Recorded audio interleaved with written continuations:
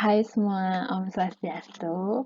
Jadi, kembali lagi nih sama saya yang akan menjelaskan sedikit tentang materi pranikah.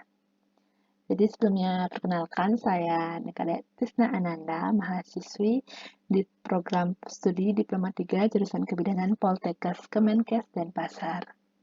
Jadi kali ini saya akan membahas tentang persiapan pranikah bagi remaja dan dewasa muda yang ingin menikah.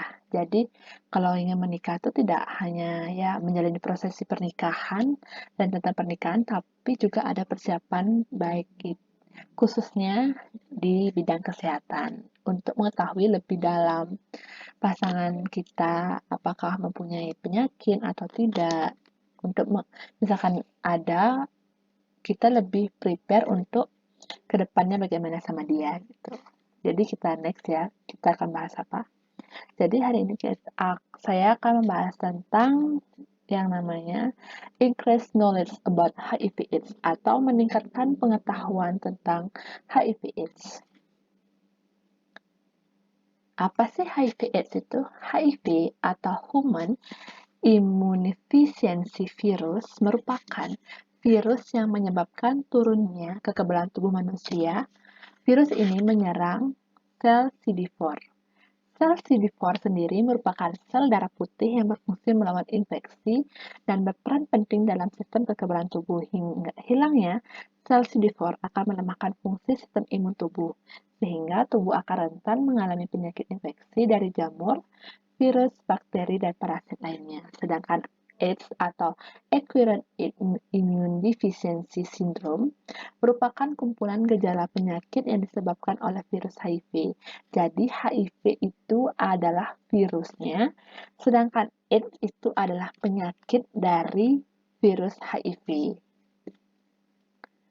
Sejarah dan perkembangan HIV/AIDS pertama kali ditemukan tahun 1983, akhirnya menyebar ke seluruh dunia. Kemudian kasus pertama di Indonesia dilaporkan pada bulan April 1987 di Bali, terjadi pada seorang turis asing yang kemudian meninggal. Sebelumnya sudah ada berita tidak resmi sedikitnya 3 kasus AIDS di Indonesia pada tahun 1983. Jadi udah lama ya HIV AIDS ini berkembang di Indonesia, khususnya Bali. Gejala HIV dan AIDS ada 3 tahapan, yaitu tahap pertama yaitu gejala infeksi HIV/AIDS akut. Yang pertama yaitu kelelahan, sakit tenggorokan, pembengkakan, kelincah getah bening, ruam merah yang tidak gatal pada tubuh, demam.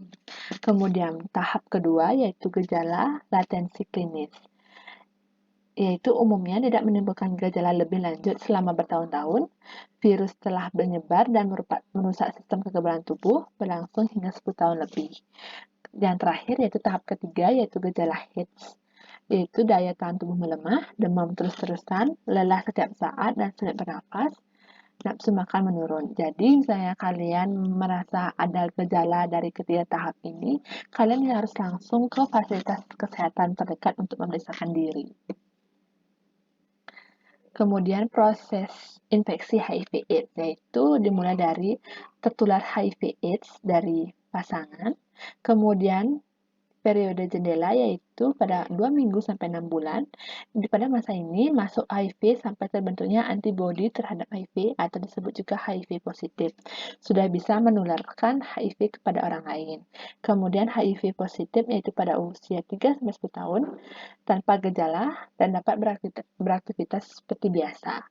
Kemudian AIDS yaitu timbul infeksi opportunity, infeksi yang tidak berbahaya pada orang dengan sistem kekebalan tubuh normal, tetapi dapat berakibat fatal pada orang dengan sistem kekebalan tubuh lemah akibat diserang HIV.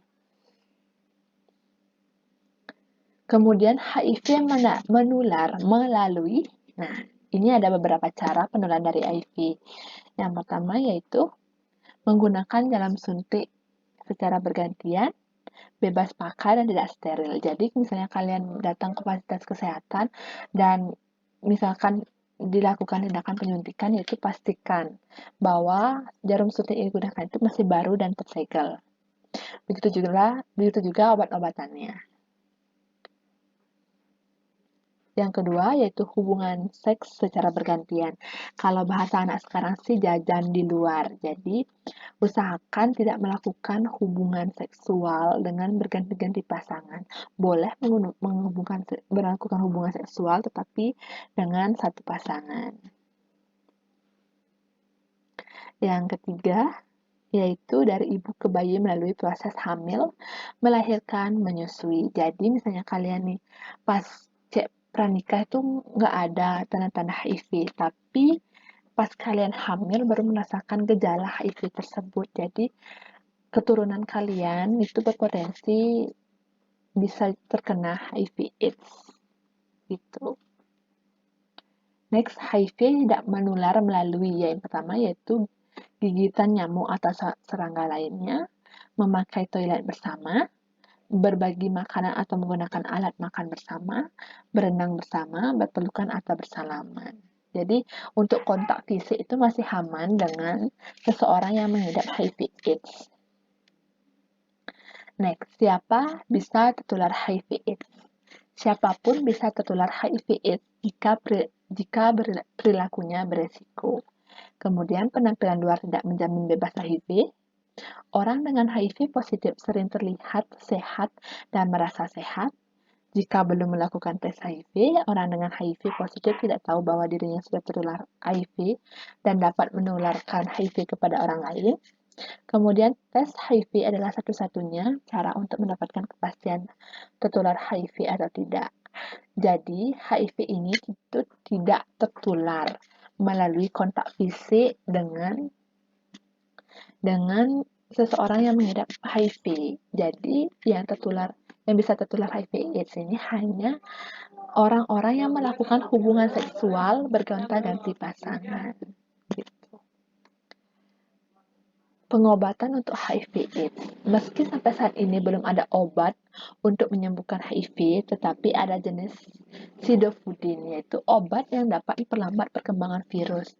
Jenis obat ini disebut sebagai antiretroviral atau ARV. ARV bekerja dengan menghilangkan unsur yang dibutuhkan oleh virus HIV untuk mengandalkan diri dan mencegah virus HIV menghancurkan sel CD4. Beberapa jenis obat ARV adalah efavirenz, etraviren, nevirapin, dan lamivudin. Jadi, sebenarnya obat ARV ini itu tidak menyembuhkan seseorang dari HIV/AIDS 100%, tapi hanya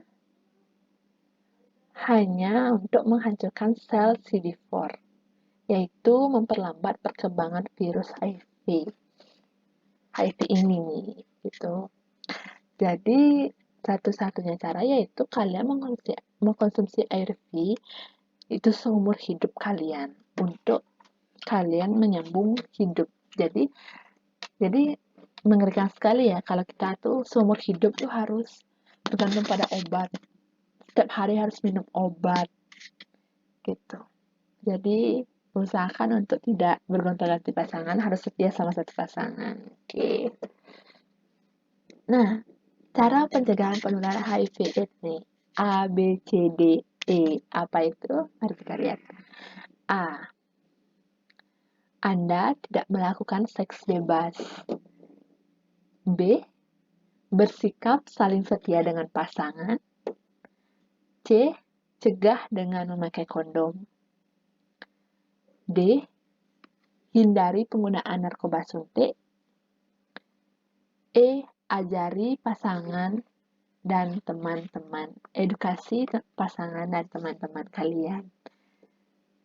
Jadi ini kalian bisa lakukan di lingkungan sekitar kalian dan juga kalian juga terhadap pasangan.